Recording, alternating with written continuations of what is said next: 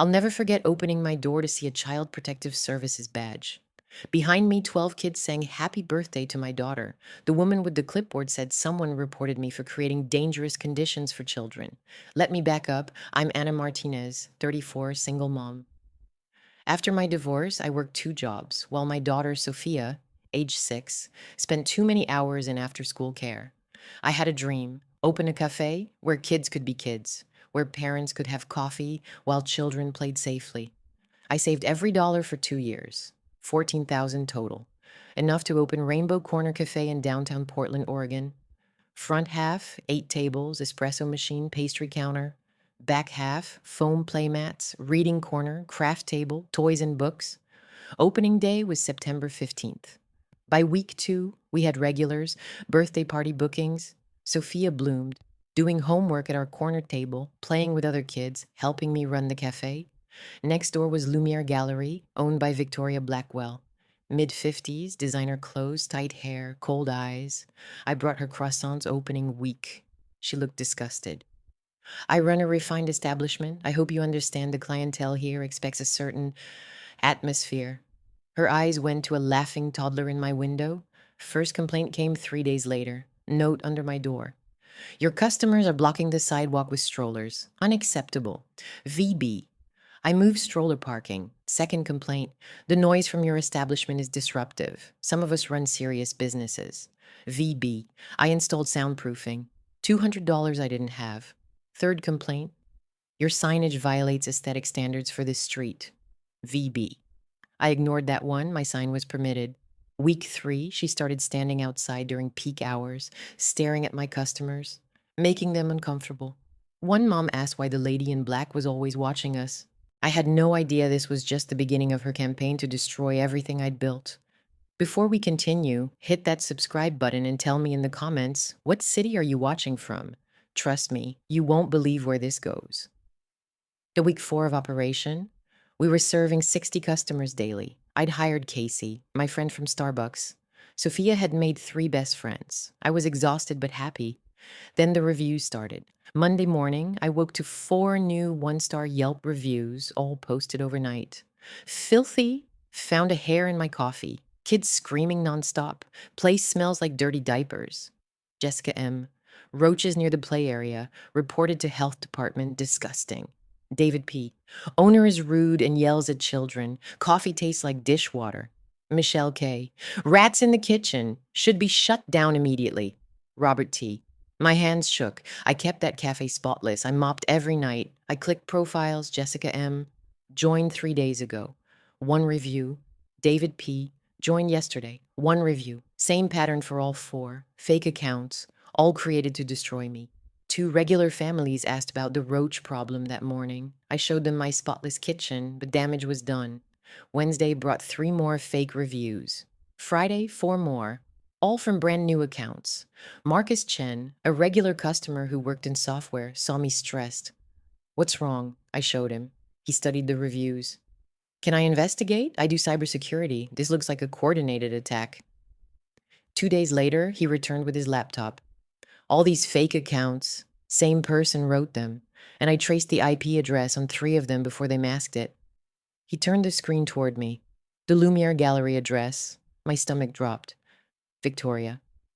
Can't prove it was her personally, but that's not coincidence. Friday afternoon, I saw Victoria photographing my cafe's front. When she saw me watching, she smiled, then went back inside. I installed 3 security cameras that weekend. $800 I needed for inventory. Monday, my landlord called. Anna, I received a formal noise complaint from Ms. Blackwell. She's demanding I enforce quiet hours or terminate your lease. Mr. Chen, we close at 6 p.m. We're never open during quiet hours. I know, just giving you a heads up. She's persistent. That afternoon, a health inspector arrived. We received multiple complaints about pest problems and unsanitary conditions. 2 hours of inspection, every cabinet, every corner. Finally, ma'am, your establishment is spotless. You're in full compliance. But between you and me, we've gotten 7 calls in 3 weeks from the same number. That's harassment. I asked for documentation. He said he'd note it in his report. That evening, I sat in the empty cafe. I thought about quitting. Then Sophia came home. Mama, can Jasmine have her birthday party here? Her mom said it's her favorite place in the whole world. Victoria wanted war. Fine. Then she made a complaint that could actually close me down.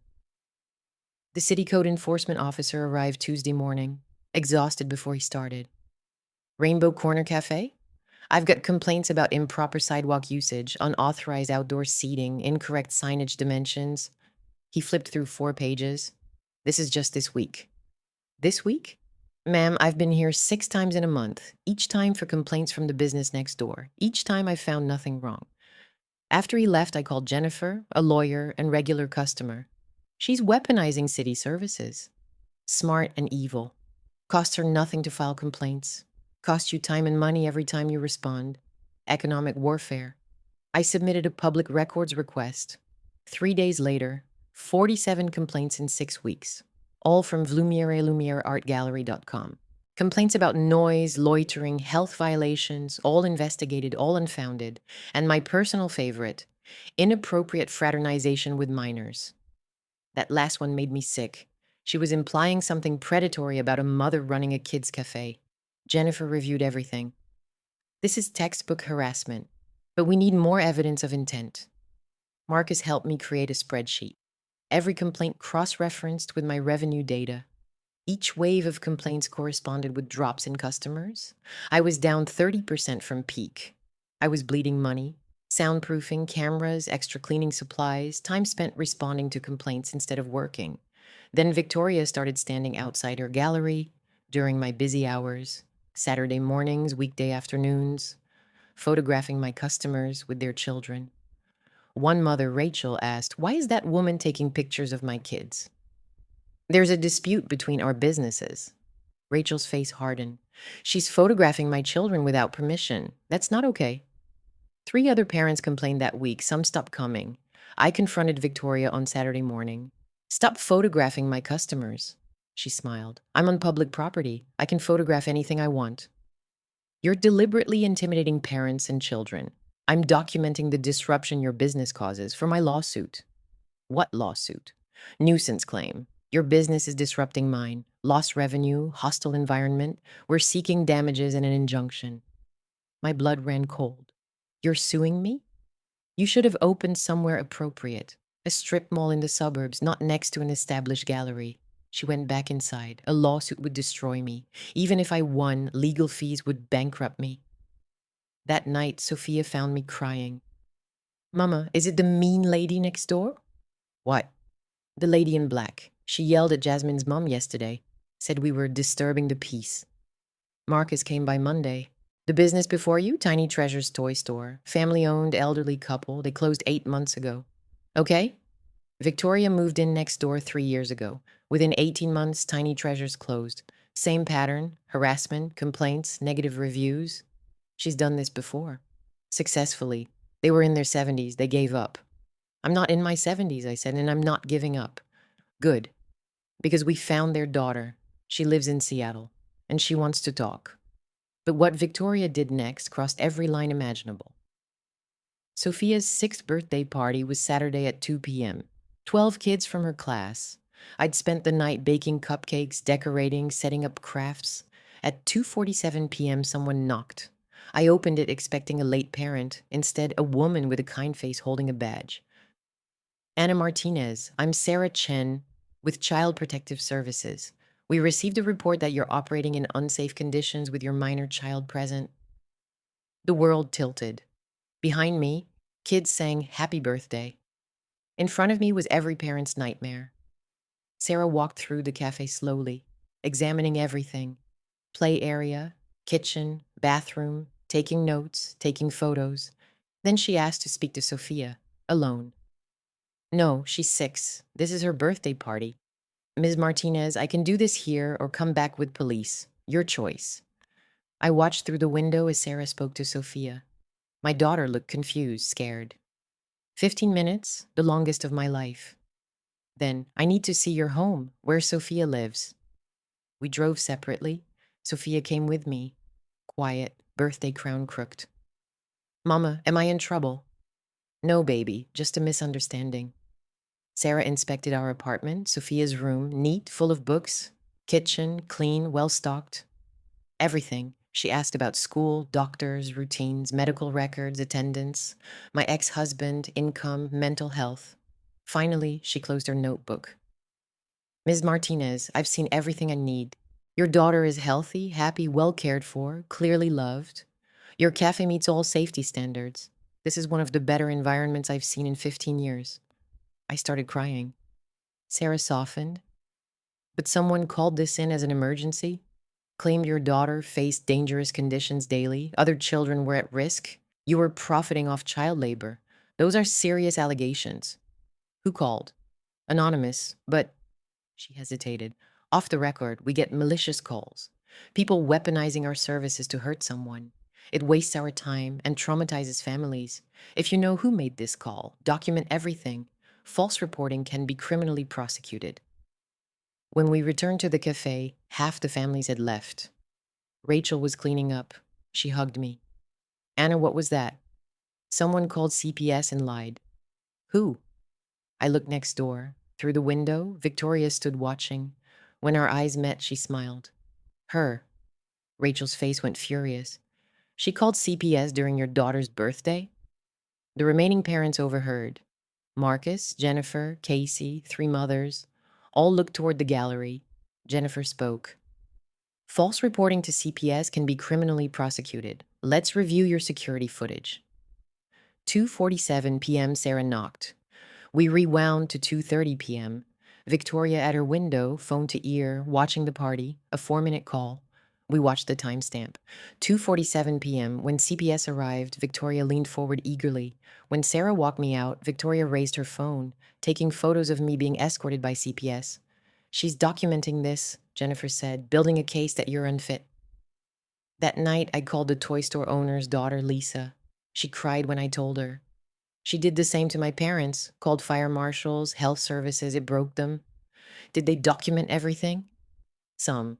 I still have boxes of papers. Because we're going to stop her. Together. We decided to fight back. And discovered something much bigger. Marcus became my unofficial investigator, spending hours digging through public records and databases. My daughters love this place, he said. Victoria's attacking every family that needs spaces where kids can be kids. He started with Victoria's business history. Lumiere Gallery opened 3 years ago, right before Tiny Treasures closed. Before that, the space housed a vintage bookstore called Page Turner. Page Turner closed 4 years ago, 1 month after Lumiere moved in. Their final Yelp reviews mention harassment from neighboring business and constant complaints. She's done this 3 times. At least 3 we found. Jennifer filed formal harassment complaints with the city and requested all communication between Victoria and city services. Meanwhile, the parent community organized. Rachel created a Facebook group. Support Rainbow Corner Café. Within 3 days, 200 families joined.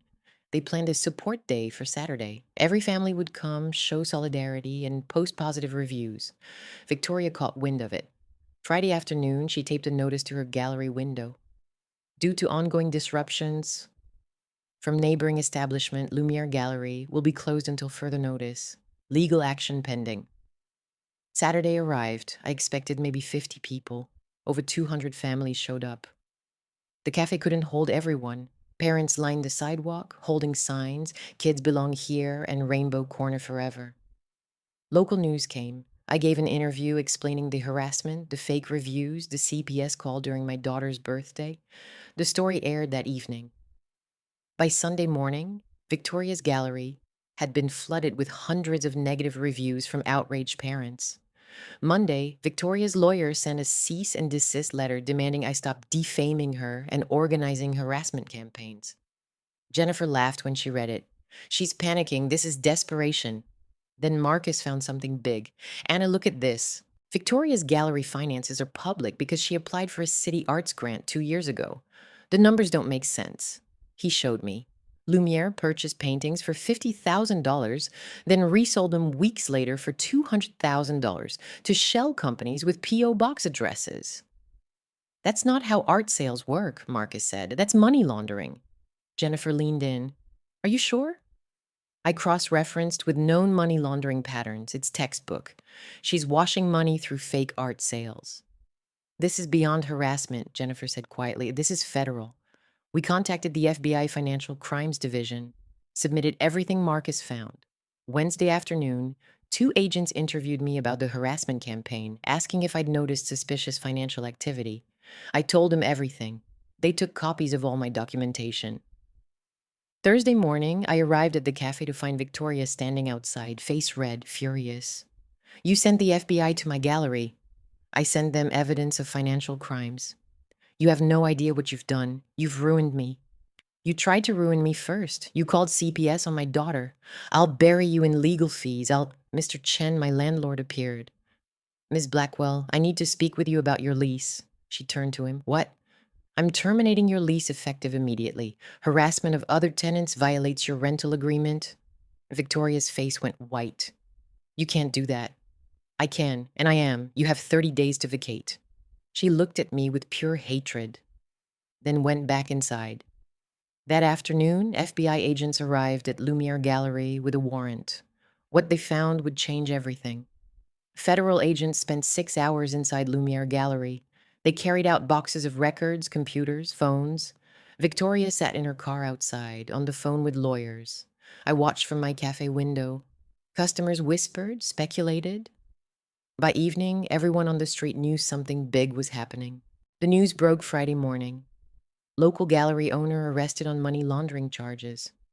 Victoria Blackwell had been arrested at 6 a.m. The FBI found evidence of a sophisticated money laundering operation spanning 3 years.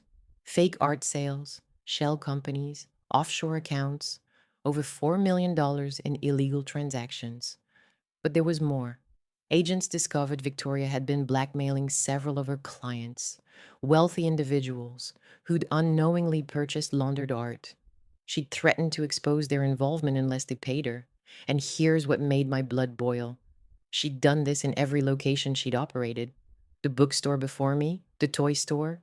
She'd driven them out to avoid scrutiny. Families asking questions, regulars noticing patterns. She needed quiet neighbors who wouldn't notice her criminal enterprise. That's why she hated my cafe. Not because of noise or kids, because families are observant, parents are protective. We notice suspicious activity in our neighborhoods. She tried to destroy me because I was a threat to her criminal operation. Jennifer called with more news. Remember that cease and desist letter? Victoria's lawyer dropped her as a client. And get this, Mr. Chen is offering you Victoria's gallery space at the same rent you're paying now. What? He wants you to expand, turn it into a larger play area, maybe a small library for kids. He says you've brought more foot traffic to this street than any tenant in years. I couldn't speak. The space that had housed my enemy could become part of my dream. Marcus came by that afternoon with his laptop. The FBI wants to talk to us. We're witnesses to her harassment campaign, which they're adding to her charges. Witness intimidation, filing false reports, misuse of government services. That evening, Lisa, the toy store owner's daughter, called. Anna, my parents want to meet you. They heard what happened. They're so grateful someone finally stopped her. We met Saturday at my cafe. Helen and George were in their mid-70s, warm and kind. Helen hugged me before saying a word. Thank you, she cried. Thank you for being strong enough to fight. We couldn't. You were dealing with grief and stress, I said. You survived. That's what matters. George showed me photos of tiny treasures. A beautiful toy store full of wooden toys and children's books. We loved that place. 40 years we saved to open it. She destroyed it in 18 months. I'm so sorry. Don't be sorry, Helen said. Be proud.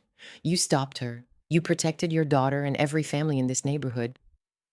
The next week was a blur. More FBI interviews, news reporters wanting my story, parents organizing a fundraiser to help me expand into Victoria's space. The fundraiser was Saturday. We expected maybe $2,000. We raised $18,000.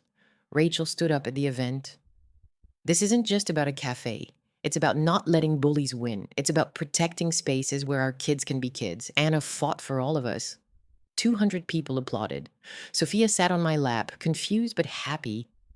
Victoria's trial was set for 3 months later. Her lawyer tried to negotiate a plea deal, but prosecutors weren't interested. The evidence was overwhelming. Jennifer kept me updated. She's facing 15 years minimum. Wire fraud, money laundering, tax evasion, witness intimidation. They've got her on everything. Meanwhile, construction began on the expansion. We'd keep the original cafe, but Victoria's gallery would become Rainbow Corner Library, a free community space with books, educational toys, quiet reading areas. Sophia helped me choose the paint colors. Mama, can we have a purple reading corner? Baby, we can have whatever you want. But the story doesn't end with her arrest. 3 months later, I sat in federal court watching Victoria Blackwell plead guilty to avoid trial. Wire fraud, money laundering, tax evasion, making false reports to government agencies. The judge wasn't sympathetic. Ms. Blackwell, you didn't just commit financial crimes. You weaponized government services designed to protect children. You filed false CPS reports, false health complaints, false code violations. You wasted thousands of taxpayer dollars and traumatized innocent families. Victoria's lawyer tried to argue for leniency.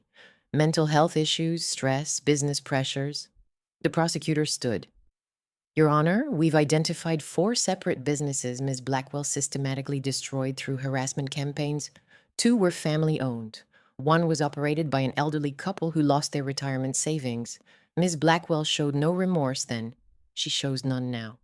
The judge sentenced her to 6 years federal prison, 3 years supervised release, 2.1 million in fines, and full restitution to her victims. Additionally, the civil harassment case.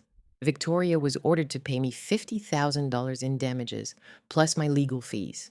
I used that money to create the Rainbow Corner Scholarship Fund for single mothers starting small businesses. Helen and George were the first donors, contributing $5,000.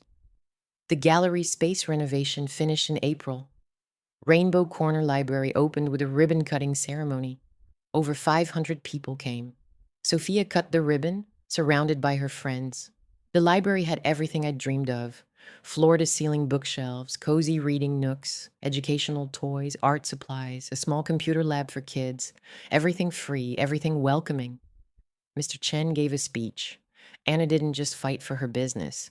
She fought for the soul of this neighborhood. She reminded us that communities are built on kindness, not exclusion, on joy, not silence.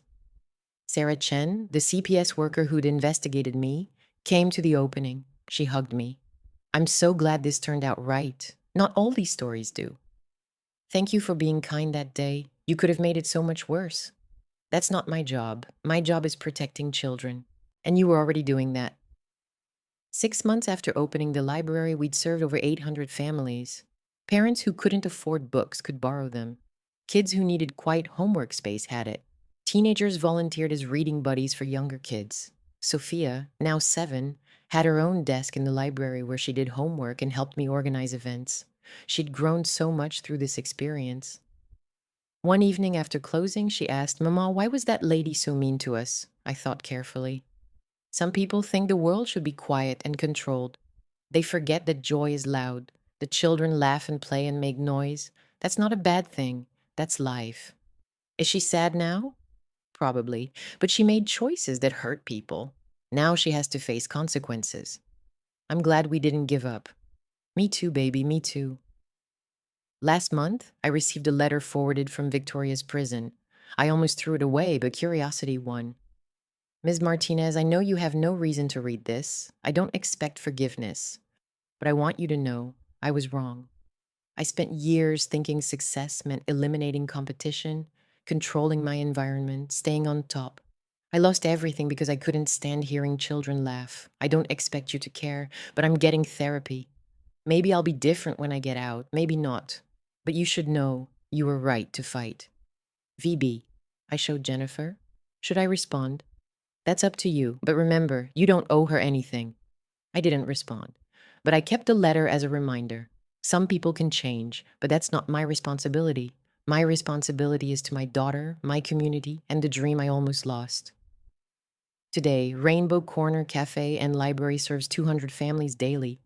We've hosted over 100 birthday parties. We employ 6 people, all single parents. We've helped 3 mothers start their own businesses using our space as a model.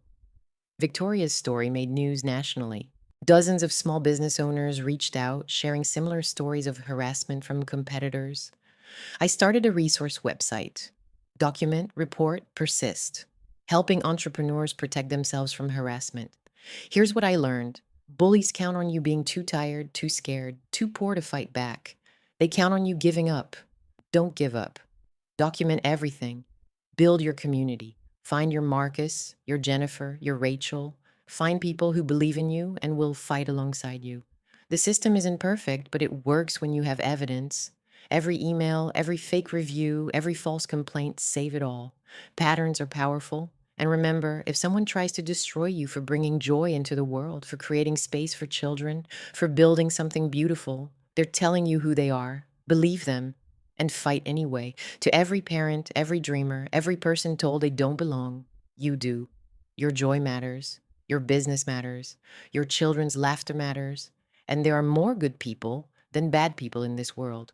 Sophia starts second grade next month. Sometimes she tells people, "My mom has a cafe and a library. She fought a bad lady and won." I correct her. "We won, baby. Our whole community won." Because that's the truth. I didn't win alone. I won because 200 families refused to let a bully destroy something good. I won because strangers became allies. I won because I had something worth fighting for. If this story inspired you, hit that subscribe button and smash that like button. And remember, never let anyone dim your light.